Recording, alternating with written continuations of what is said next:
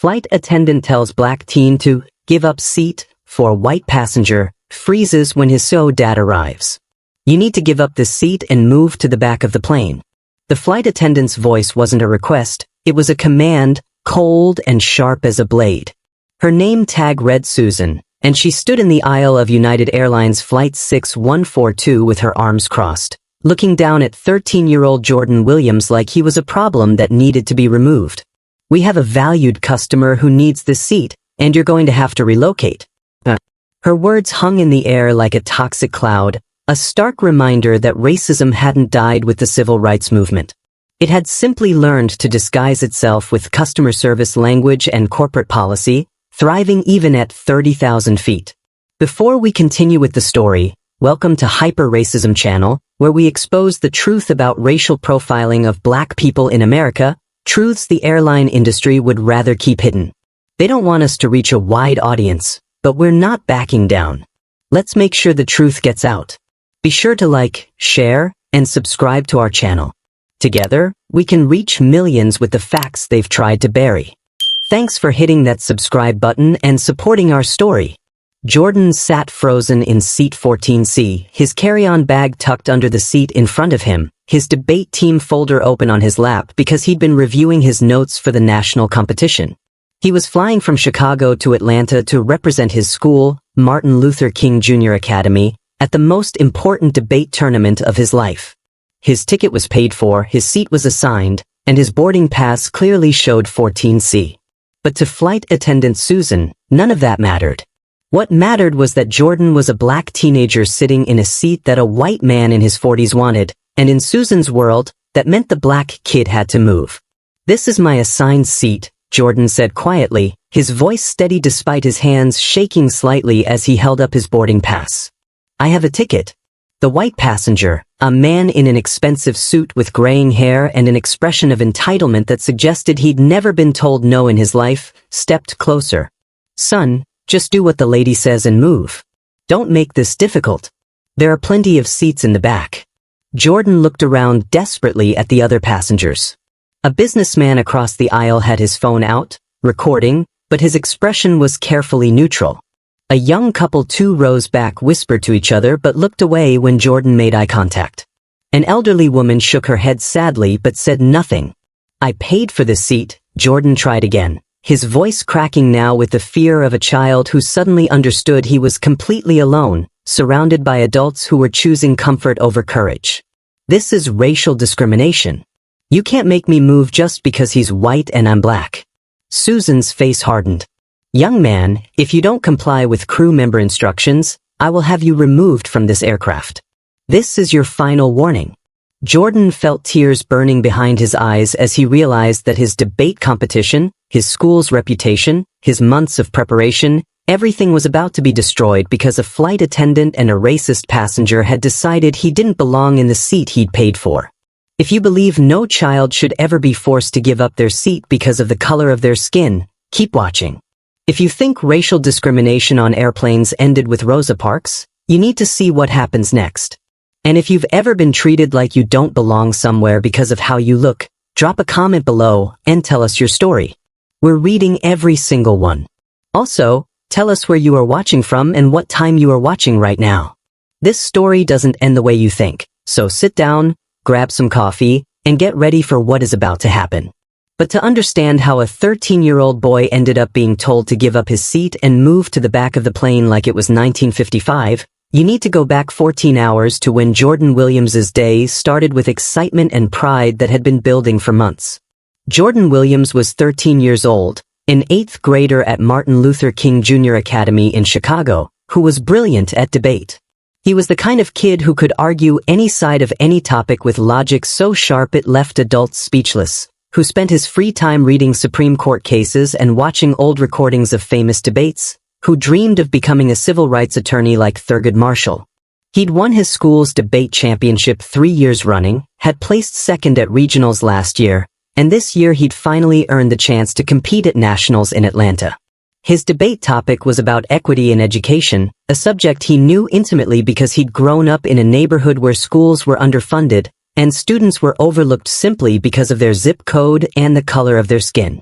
Jordan lived with his father, Marcus Williams, who most people knew as a successful businessman, but few knew was actually the owner of United Airlines.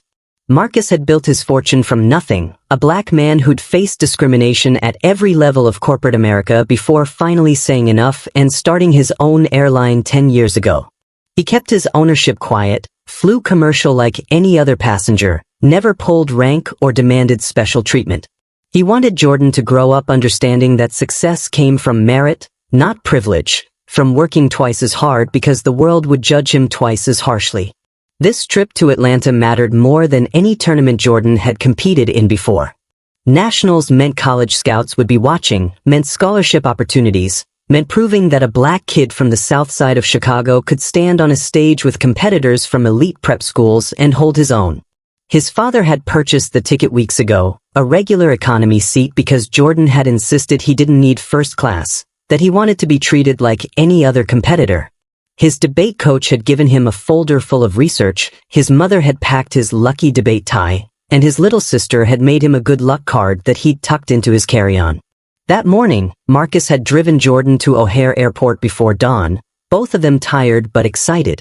They talked about strategy, about staying calm under pressure, about remembering that his voice mattered no matter who tried to silence it. At the airport, check-in had been smooth, the gate agent friendly, and security uneventful. Jordan had sat at the gate reviewing his opening statement, occasionally glancing at the planes outside, feeling that mix of nervousness and anticipation that came before any big competition. When his boarding group was called, he'd hugged his debate folder to his chest and walked down the jetway feeling like his future was about to begin. The plane was a standard Boeing 737, nothing fancy, with worn seats that had seen thousands of passengers and overhead bins that were already stuffed full by the time Jordan boarded. He found seat 14C, a middle seat in the economy section, stowed his bag underneath, and settled in with his folder open on his tray table. A flight attendant named Robert, a young black man, had welcomed him aboard with a warm smile. "First time flying to a competition?" he'd asked. Jordan had nodded shyly. "You're going to do great, kid. Good luck." That small moment of kindness had made Jordan feel seen, valued, as he belonged on this plane as much as anyone else. Then Susan appeared. She'd walked past Jordan twice during boarding, and both times her eyes had lingered on him with an expression Jordan couldn't quite read. Suspicion, maybe, or disapproval, like she was trying to figure out what a black teenager was doing flying alone without an adult. The third time she passed, she stopped at his row and asked to see his boarding pass, even though he was already seated and settled. Jordan had shown it to her politely, and she'd studied it longer than necessary before walking away without a word. 20 minutes later, after the white passenger in the expensive suit boarded and complained loudly that there were no available aisle seats left, Susan returned to Jordan's row with that cold command that would change everything. "You need to give up this seat and move to the back of the plane." Jordan looked up at flight attendant Susan, his heart pounding, his debate training kicking in even through his fear. "Ma'am, with all due respect, this is my assigned seat. My boarding pass clearly shows 14C. I paid for this ticket. I have every right to be here." His voice was steady, professional, the same tone he used in debates when presenting evidence. But Susan's face hardened, her professionalism cracking to reveal something ugly underneath. "Don't talk back to me, boy. When a crew member gives you an instruction, you follow it. This isn't a debate." The way she said boy carried venom, carried decades of racist condescension, carried the assumption that this black child had no right to question her authority. The white passenger stepped even closer, invading Jordan's space. "Kid, you're making this a bigger deal than it needs to be. Just move. Some of us have places to be, and you're holding up the whole flight." Jordan stayed seated, his hands gripping the armrests, his voice shaking now but still firm. "I'm not moving. This is my seat. I'm going to a national debate competition, and I need to review my materials. I paid for this seat, and I'm staying here." The words came out stronger than he felt, channeling every lesson about dignity and civil rights his father had taught him, every story about Rosa Parks and the Freedom Riders who'd refused to accept injustice. Susan's expression twisted with rage. "Fine. If you want to be difficult, let's see how you like the service you get." She turned and walked away, and Jordan thought maybe, just maybe, she'd decided to leave him alone. He was wrong. What followed was a systematic campaign of humiliation designed to punish him for daring to assert his rights. When beverage service came around 30 minutes later, Susan served every passenger in his row except Jordan. The person in 14A got orange juice, the person in 14B got coffee, and when it was Jordan's turn, Susan looked right through him like he was invisible. "Excuse me," Jordan said politely, pressing his call button. "Could I please have some apple juice?" Susan ignored him completely, pushed the cart forward to the next row. Jordan pressed the call button again. And again. The light blinked above his head for 15 minutes before another flight attendant, not Susan, finally responded. "What do you need?" The other attendant asked, her tone already annoyed. "Could I please have something to drink? I haven't gotten anything yet." The attendant sighed like Jordan was being unreasonably demanding, walked away, and returned 5 minutes later with a small cup of lukewarm tap water, no ice, no napkin. "Here," she said, practically throwing it at him. Jordan's hands shook as he took it, trying not to spill. The white passenger who wanted his seat, whose name Jordan overheard was Richard, kept finding excuses to walk past Jordan's row, bumping into him hard each time, muttering just loud enough to be heard. Probably stole that ticket. Probably doesn't even know what a debate competition is. Probably can't even read. Each comment was a knife, designed to wound, designed to make Jordan feel small and worthless and less than human. When meal service came, everyone received the chicken option or the pasta option. Jordan received a meal tray with food that looked like it had been sitting out for hours, cold and congealed, with a roll so hard it could have been used as a weapon. When he tried to politely ask for a different meal, Susan leaned down close to his ear and whispered so only he could hear. "This is what you get, little monkey. You should have moved when I told you to. Maybe this will teach you some respect." The word monkey landed like a physical blow, a racist slur so dehumanizing that Jordan felt tears burning in his eyes. Other passengers were watching now, some with phones out recording, but their faces showed a range of reactions that cut almost as deep as Susan's racism. Some white passengers looked uncomfortable but quickly looked away when Jordan made eye contact, choosing not to get involved, not to make waves, not to risk their own comfort for a child's dignity. Some actually laughed when Richard made his cruel comments, like Jordan's humiliation was entertainment. A group of college students in the row behind him whispered and snickered, and Jordan heard one of them say maybe he should have just moved, it's not worth all this drama. But there were others too, passengers whose faces showed something different. An older black woman 3 rows back caught Jordan's eye and mouthed, "I see you, baby, I see what's happening." A young black businessman across the aisle looked furious but also helpless, clearly wanting to intervene but afraid of becoming a target himself. A black teenager about Jordan's age in row 16 gave him a nod of solidarity, recognition of shared experience, of understanding that sometimes you could be right and still lose. Jordan pulled out his phone, his hands shaking so badly he could barely unlock it. He needed to call his father, needed help, needed someone with power to stop this nightmare. But before he could dial, Susan appeared beside him like a hawk swooping on prey. "Phones must be in airplane mode during flight," she said, and snatched it right out of his hands. "I'm confiscating this until we land. That's what happens when passengers don't follow regulations." "But I need to call my dad." Jordan's voice broke completely now, tears streaming down his face. "Please, I just need to talk to my dad." Susan's smile was cruel and satisfied. "Should have thought of that before you decided to be disruptive. Your phone will be returned when we land in Atlanta. If you're still on this flight." She walked away with his phone, his lifeline, his only connection to help, and Jordan was left completely alone. Richard leaned over from the aisle, his voice low and threatening. "You're learning an important lesson today, boy. People like you need to know your place. This is what happens when you get uppity, when you think you're equal to real passengers. You're nothing. Just a little ape who doesn't belong here." The racial slurs kept coming, each one designed to break Jordan's spirit, to make him feel like the racist stereotypes they were invoking. Jordan curled into himself in seat 14C, trying to make himself small, trying to disappear, sobbing quietly while passengers stepped over him to use the bathroom, while Susan walked past smirking, while Richard periodically reached over to flick his ear or knock his debate folder onto the floor.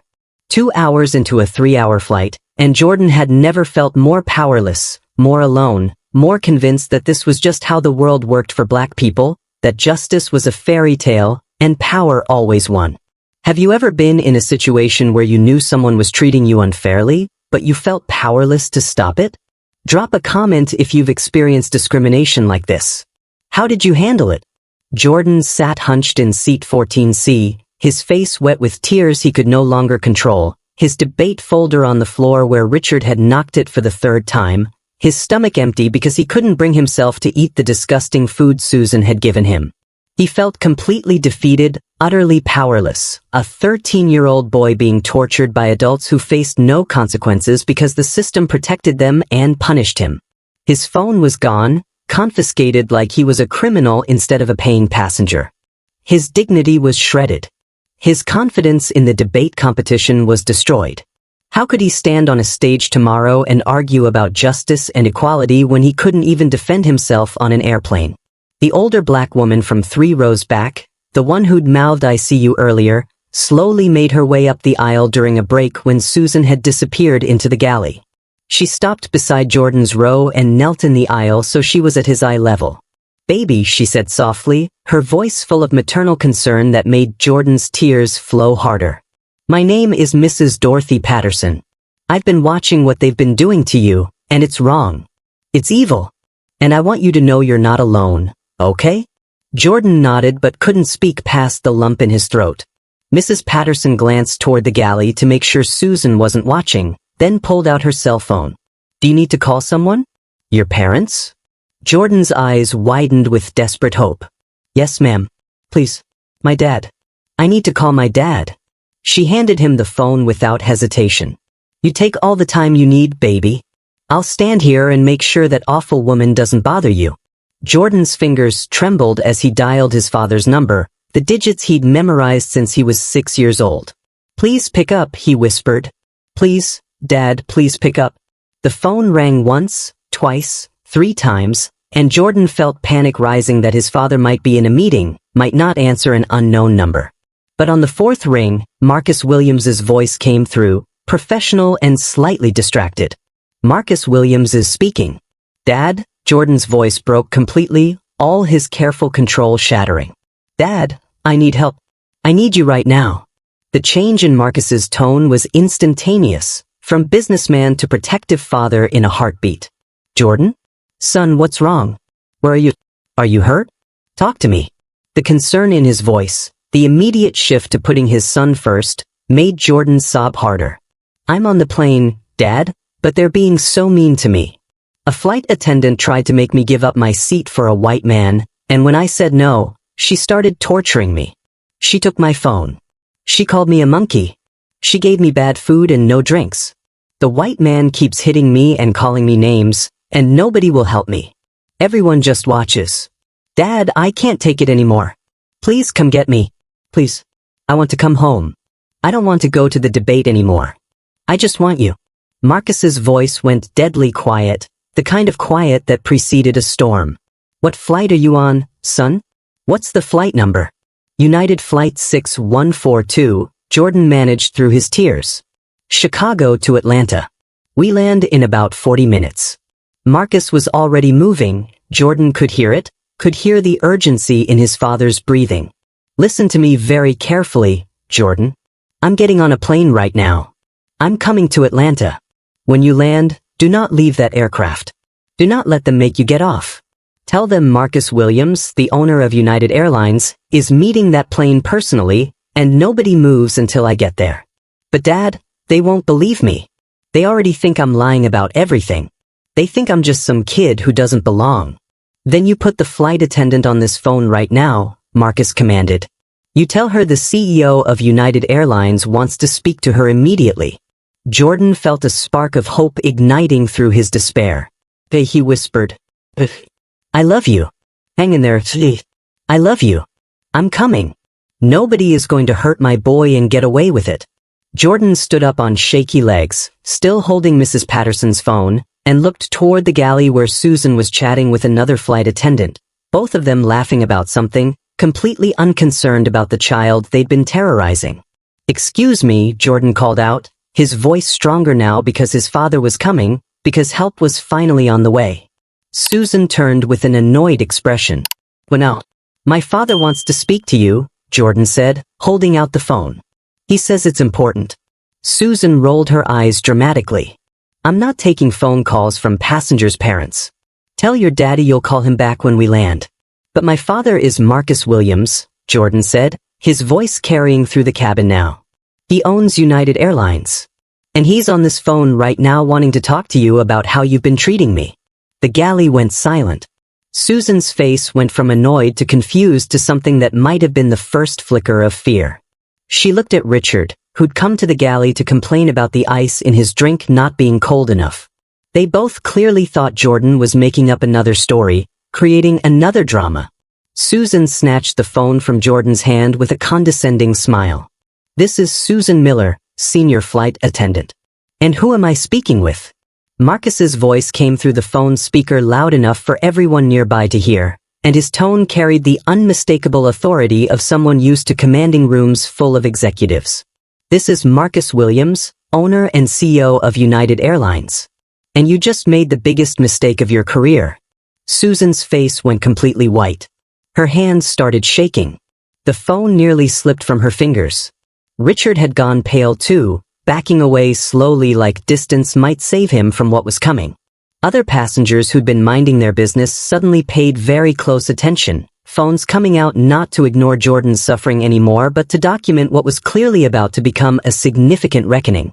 "Mr. Williams, we didn't know. I had no idea," Susan stammered. Marcus cut her off with ice in his voice. "Didn't you know that assaulting and racially abusing a 13-year-old child was wrong?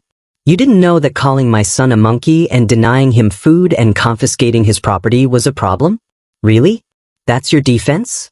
Susan's mouth opened and closed without sound. She looked desperately at the other flight attendants, at Richard, at anyone who might help her, but everyone had suddenly developed intense interest in being anywhere else. "Sir, there's been a misunderstanding," she finally managed. "Your son was being disruptive and refusing to comply with the crew members' instructions. We have policies about seating assignments and passenger behavior. My son has a boarding pass that shows seat 14C. Marcus's voice could have cut steel. He was sitting in his assigned seat when you demanded he give it up for a white passenger. That's not policy. That's racism. And everything that happened after that is documented assault, discrimination, and a violation of about 15 federal regulations I can think of off the top of my head." Jordan stood watching Susan's face crumble, watching the woman who'd tortured him for 2 hours realize that the powerless black child she'd been tormenting was actually the most powerful person on this entire aircraft by proxy. And that her career, her reputation, her entire life was about to face consequences she'd never imagined. What would you do if you were a passenger witnessing this? Would you speak up, or would you stay silent? Be honest. Drop your answer below. There's no judgment here. We're all learning.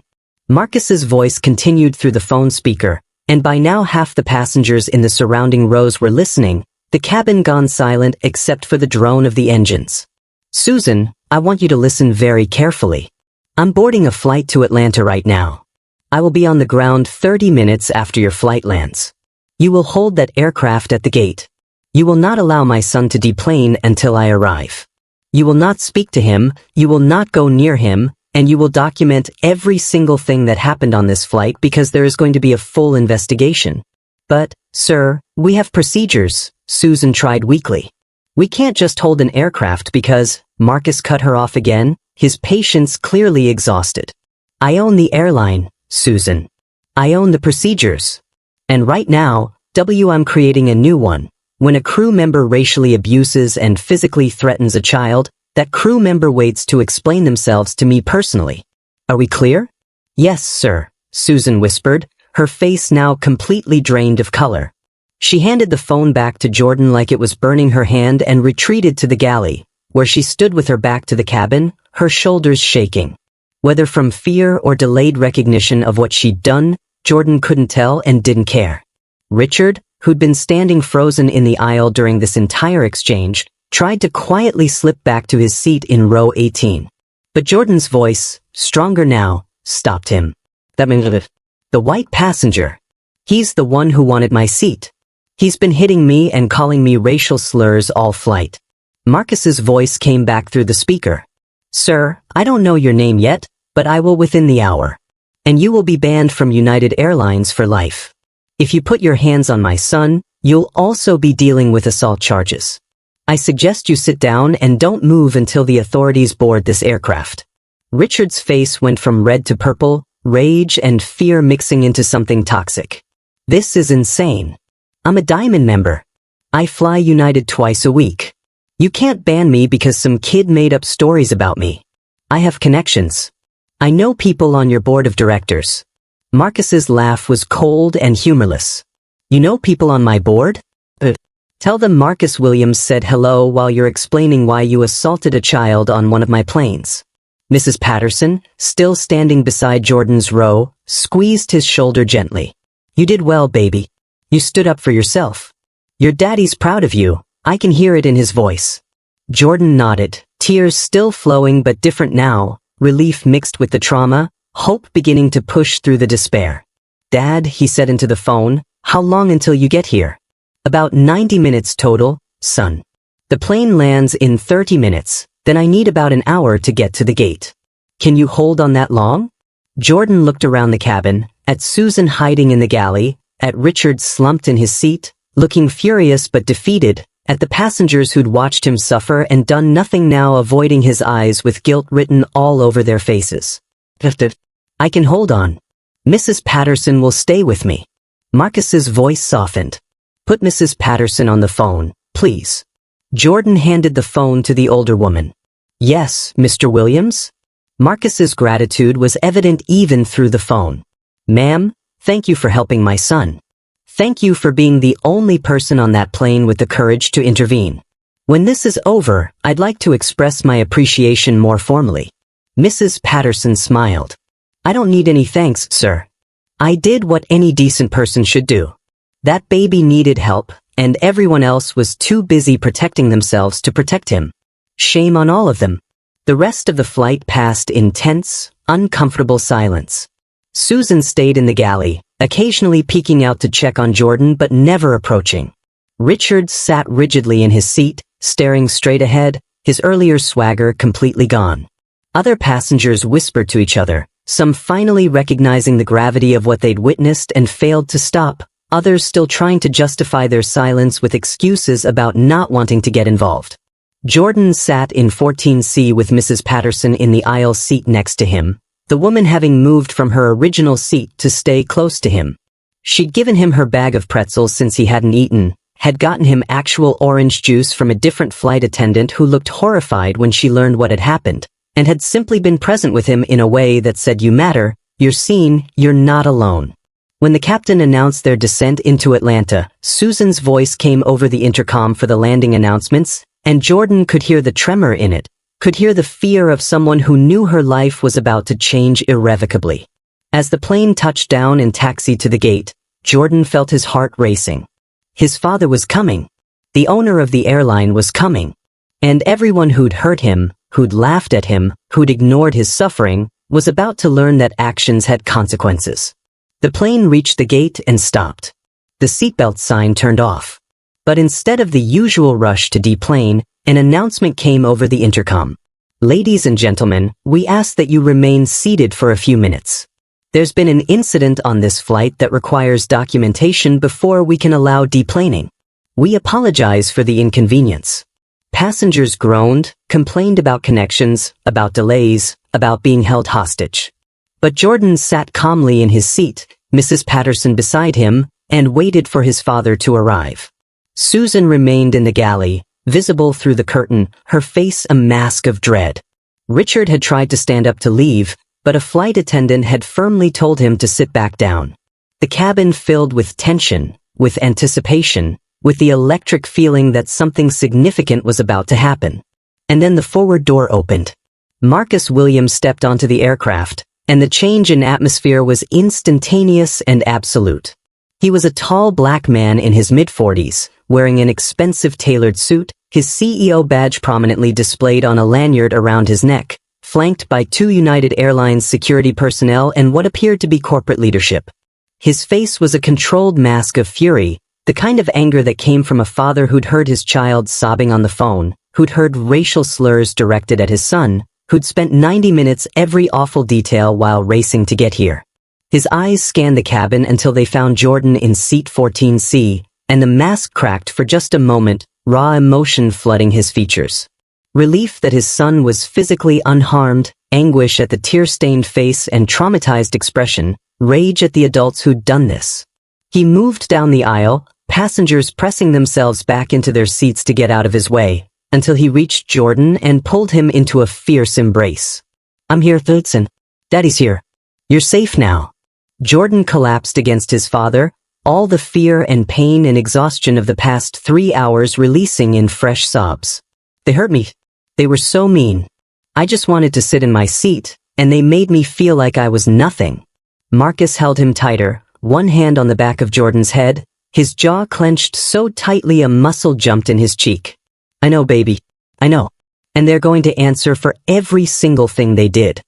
He gently guided Jordan to stand, keeping one arm around his shoulders protectively, and turned to face the cabin with eyes that could have melted steel. "My name is Marcus Williams. I own this airline. And what happened on this flight today is the worst failure of duty of care I have witnessed in 10 years of running this company."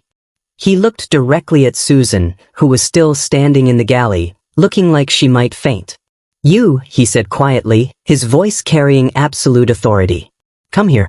Susan walked forward on shaking legs, her earlier confidence completely shattered. "Mr. Williams, please, I can explain. There's been a terrible misunderstanding." Marcus held up a hand.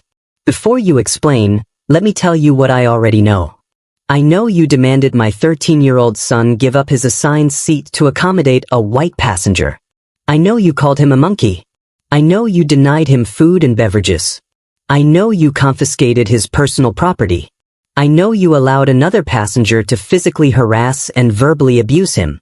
And I know you did all of this while dozens of people watched and said nothing." The cabin was dead silent now, every passenger frozen, many of them realizing with dawning horror that they were complicit in this, that their silence had enabled Jordan's torture, that being recorded on their phones meant there was documentation of their moral failure. Susan's mouth opened and closed. He was being disruptive, she finally managed weakly. He refused crew member instructions. He was causing a scene and making other passengers uncomfortable. Marcus's voice dropped even lower, more dangerous. "My son has a boarding pass for seat 14C. He was sitting in his assigned seat. There was no legitimate reason for him to move. Unless," he paused, letting the word hang heavy in the air, "unless the reason was that he's black and your regular customer is white, and you made a racist decision that a white man's comfort mattered more than a black child's rights." One of the security personnel, a woman with a tablet, stepped forward. "Mr. Williams, we've pulled the security footage and audio logs. We have clear documentation of Ms. Miller's statements and actions, as well as the other passengers' harassment. The evidence is comprehensive." Marcus nodded. "Susan Miller, you're terminated effective immediately. Surrender your uniform items and employee ID. You'll be escorted off this aircraft and banned from all United Airlines property. Security will be in touch regarding the investigation into criminal charges for assault of a minor and civil rights violations." Susan's face crumbled completely. "Please, Mr. Williams, I have a family. I've worked for this company for 18 years. This will destroy my career, my reputation, my whole life. I made a mistake. I'm sorry. Can't we handle this quietly? I'll apologize to your son. I'll take sensitivity training. Please don't do this." Marcus's expression didn't soften 1 millimeter. "You called my child a monkey and tortured him for 3 hours because you decided his black skin meant he didn't belong in a seat he paid for. You destroyed his confidence before the biggest competition of his life. You made him sob so hard he could barely breathe. And now you want mercy?" He turned to Richard, who'd been sitting rigid in his seat, hoping to be overlooked. "And you, sir? I don't know your name yet, but I will shortly. You put your hands on my son. You called him racial slurs. You deliberately and repeatedly harassed a child. Richard stood up abruptly, his face red with defensive anger. Now wait just a minute. I'm a Diamond member. I fly your airline exclusively. I spend over $50,000 a year with United. You can't just ban me because some kid, Marku, cut him off with a look that could kill. Some kid? That's my son. That's a 13-year-old child who did nothing wrong except refuse to accept blatant racism. And yes, I absolutely can ban you. You're banned from United Airlines for life. All your miles are forfeited. Any future bookings are canceled. And if my son chooses to press assault charges, I will personally ensure you face the maximum penalty. Richard sputtered. This is outrageous. I have connections. I know people. I'll sue. I'll go to the media.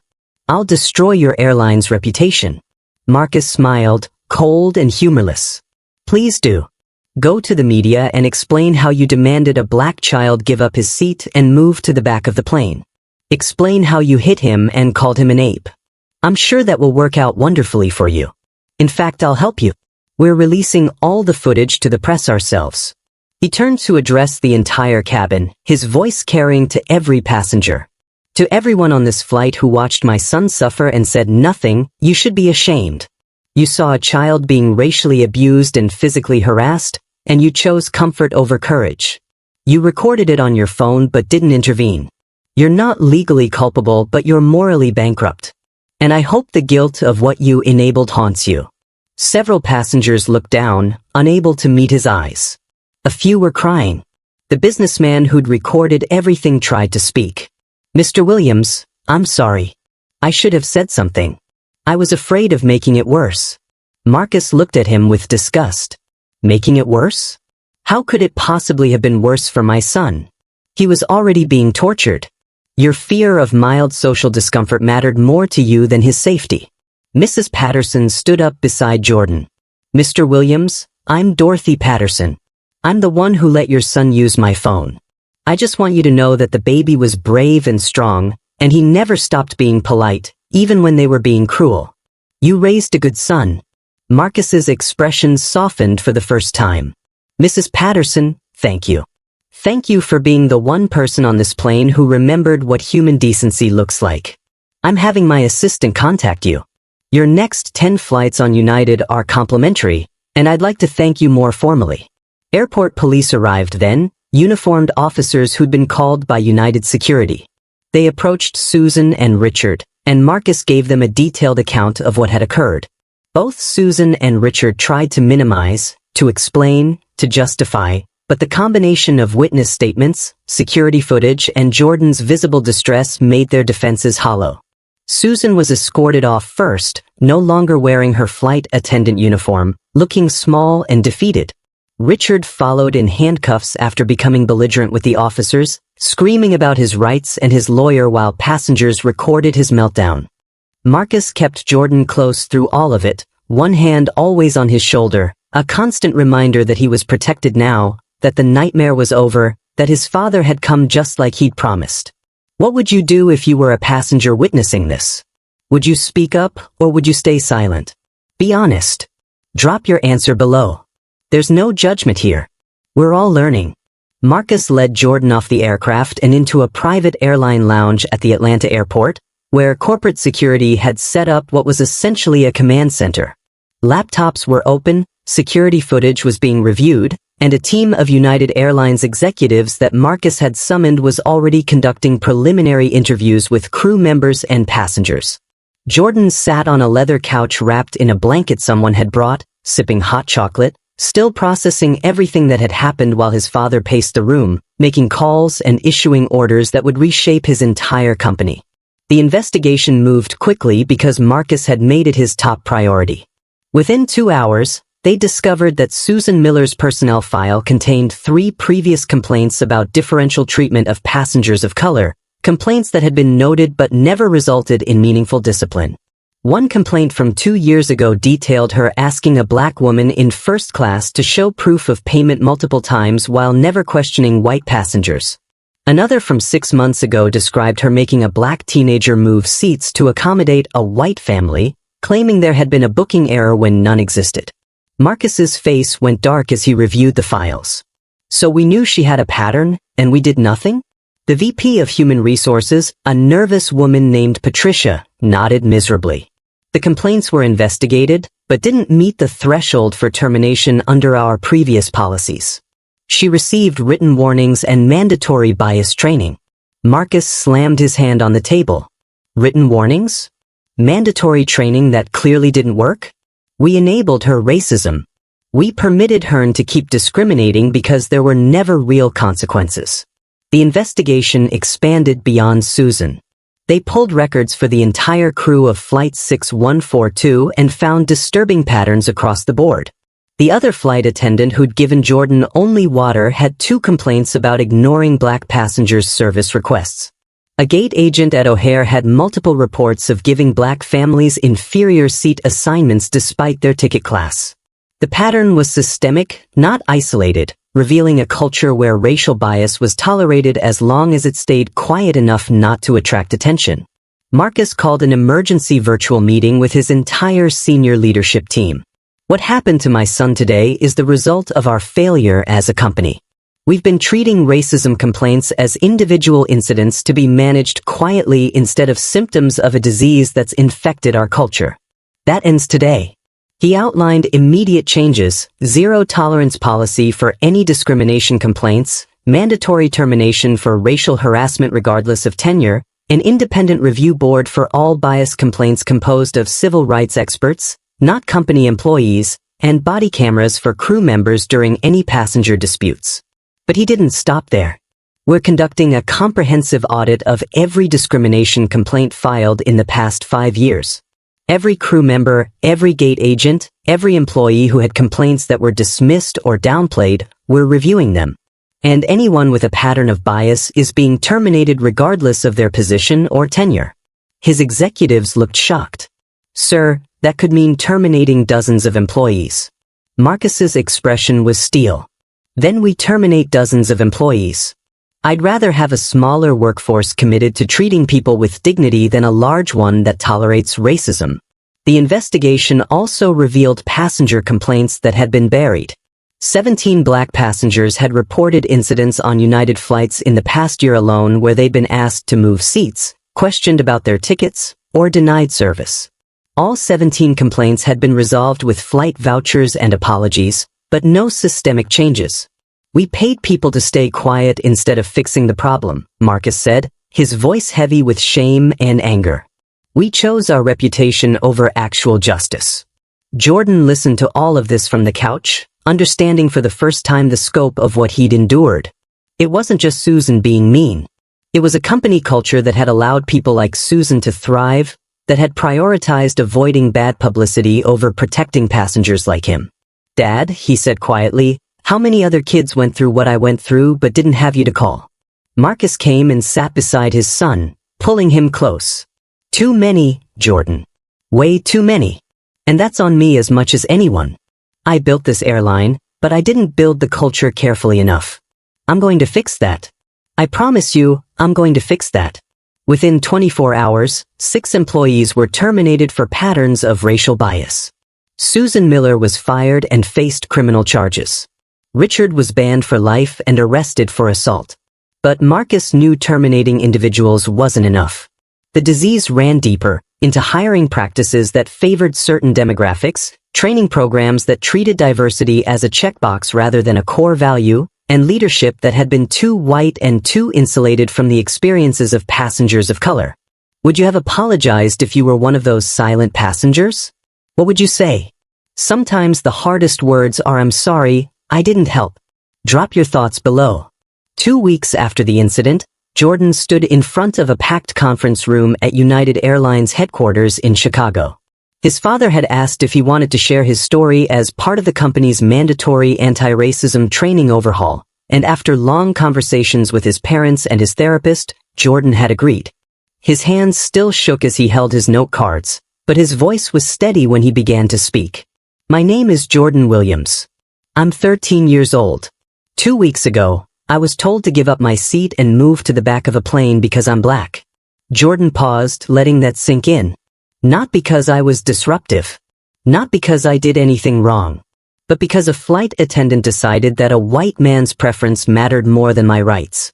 And then, when I refused to accept that injustice, I was tortured for 3 hours while dozens of adults watched and did nothing.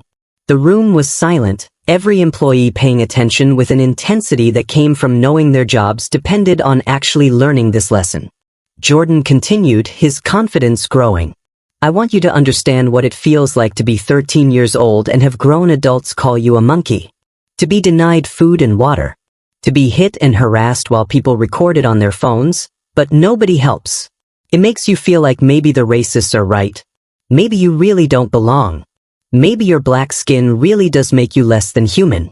Several people in the room were crying now, the weight of their collective failure sitting heavy on their shoulders. But here's what I learned, Jordan said, looking around the room. Racism doesn't just come from the people who actively hurt you. It comes from everyone who watches it happen and stays silent.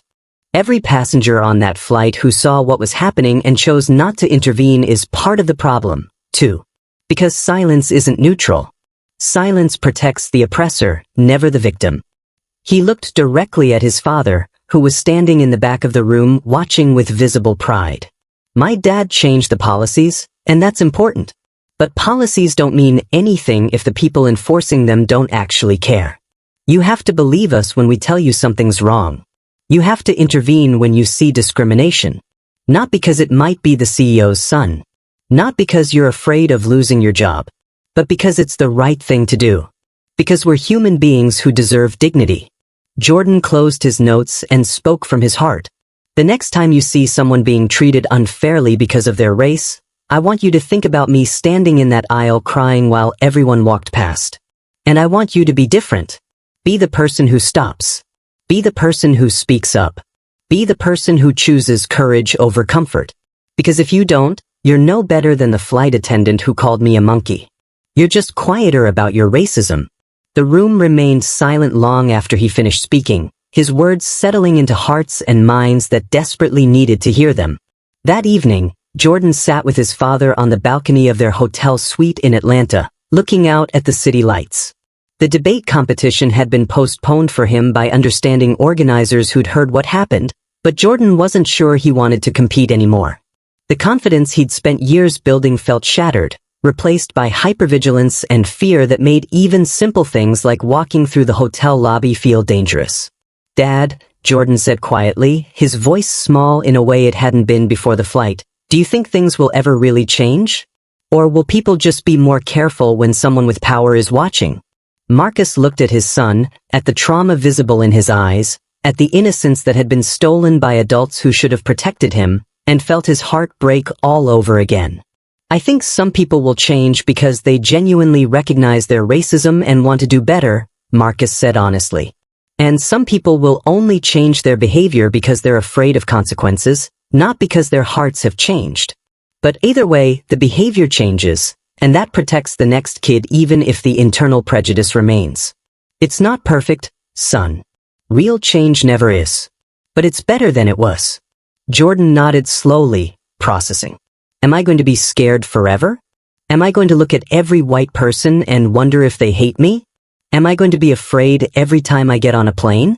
Marcus pulled his son close. You might be anxious for a while. Trauma doesn't disappear just because the people who caused it face consequences. But we're going to get you the best therapist, the best support, whatever you need to heal. And I promise you, every single time you fly, I will make sure you're protected. You'll never be alone like that again. But what about kids who don't have you? Jordan asked, and the question was so mature, so aware of his privilege even in his pain, that Marcus felt tears in his eyes. What about black kids whose parents aren't CEOs? Who's protecting them? That question had been haunting Marcus since the incident. That's why we're changing everything, son. That's why I'm hiring a chief diversity officer who has actually experienced racism, not just studied it. That's why we're creating direct reporting channels that bypass management. That's why we're being transparent about our failures instead of hiding them. I can't fix every airline, but I can fix mine. And maybe if we do it right, other companies will follow. Jordan was quiet for a long moment, watching the city below, thinking about the debate competition, about his future, about what kind of person he wanted to be after experiencing something that would have broken many adults. "Dad, I think I want to compete tomorrow after all." Marcus looked surprised. "Are you sure, son? You don't have to. The organizers will understand." Jordan shook his head. "I want to, because if I don't, then Susan and Richard win. They wanted to make me feel like I don't belong, like I should stay quiet and accept injustice. But that's exactly what people like Rosa Parks refused to do. That's what the Freedom Riders refused to do. They kept fighting even when it was hard, even when they were scared." Marcus smiled through his tears, so proud of his son's resilience, so devastated that a 13-year-old had to be this strong. "Then we'll compete tomorrow. And you're going to be amazing. Because you've got something those other debaters don't have.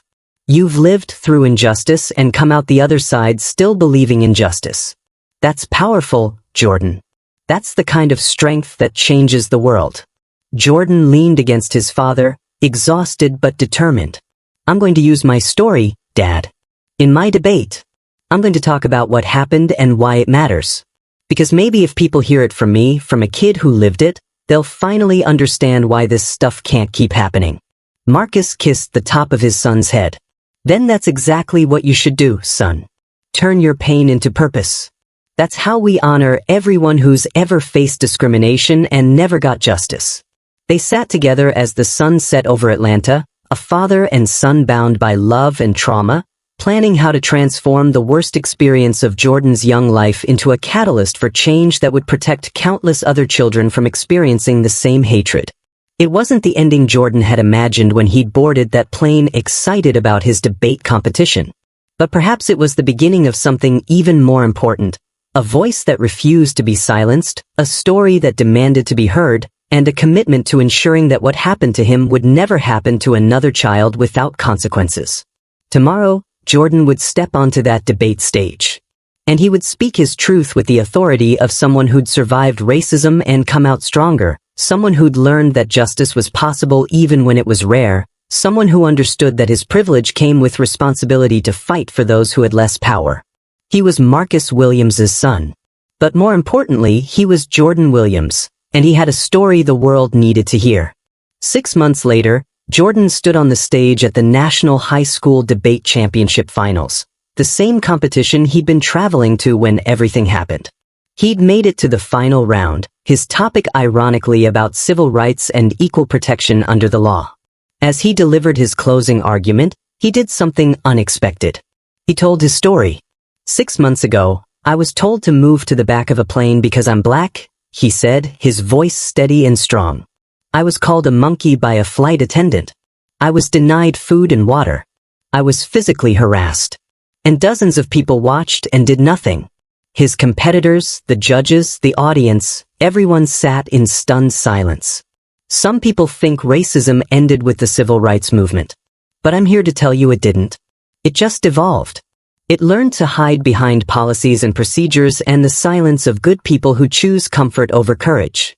When Jordan finished his speech, the auditorium erupted in applause. He won the championship, but more importantly, he turned his trauma into advocacy, his pain into power, his suffering into a story that would educate thousands. Marcus watched from the audience, tears streaming down his face, so proud of his son's strength and devastated that a child had needed to develop this kind of resilience. United Airlines had undergone a complete transformation in those 6 months.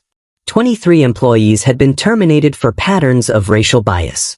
The company had hired its first chief diversity officer, a black woman who'd experienced discrimination herself and brought real-life experience to the role. Customer satisfaction surveys showed that black passengers were finally reporting feeling safe and respected on flights. But Marcus knew the work was far from finished. Racism didn't disappear because one airline changed its policies. Susan Miller had been convicted of assault and hate crimes, sentenced to 6 months in jail and 3 probation. Richard faced similar charges and a civil lawsuit from Jordan that would cost him financially. But for every Susan and Richard who faced consequences, there were countless others still discriminating quietly, still believing that some people belonged and others didn't. Jordan came off the stage holding his championship trophy, and Marcus pulled him into a fierce hug. "You did it, son. I'm so proud of you."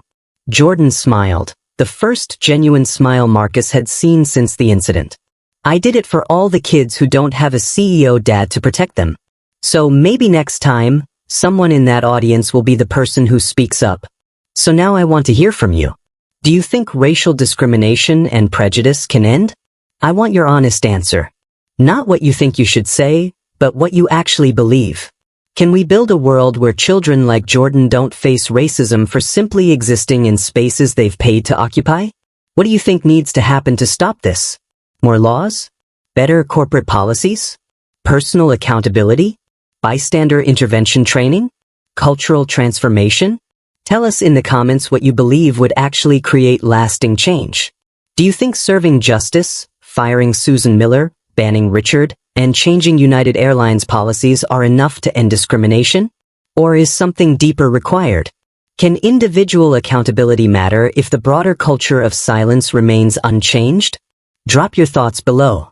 Here's the hardest question, and I want you to search your heart for the honest answer. Have you ever stayed silent when you witnessed discrimination? What stopped you from speaking up? Was it fear of confrontation? Uncertainty about what you were seeing? Not wanting to get involved? And what would it take for you to intervene next time? Because there will be a next time. Discrimination didn't end with Susan Miller's conviction. It's happening right now, somewhere, to someone who needs an upstander instead of a bystander. Drop your answers in the comments. I'm reading every single one. No judgment here. Just an honest conversation about how we build the world our children deserve. And if you want racism to become a thing of the past, if you want to be like Mrs. Dorothy Patterson, who gave Jordan her phone when everyone else turned away, if you want to be someone who chooses courage over comfort, then like this video right now. Subscribe to this channel because we're not just telling stories, we're documenting a movement.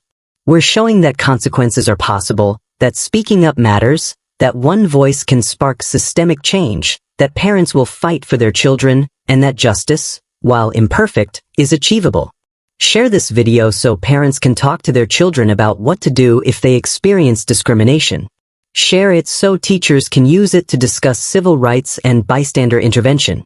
Share it so other victims know their stories matter, that fighting back is possible, that they're not alone. Every share is an act of resistance. Every comment is a commitment to do better. Every subscription says that children's dignity matters more than adult comfort. Because discrimination thrives in silence. Your voice matters. Speak up.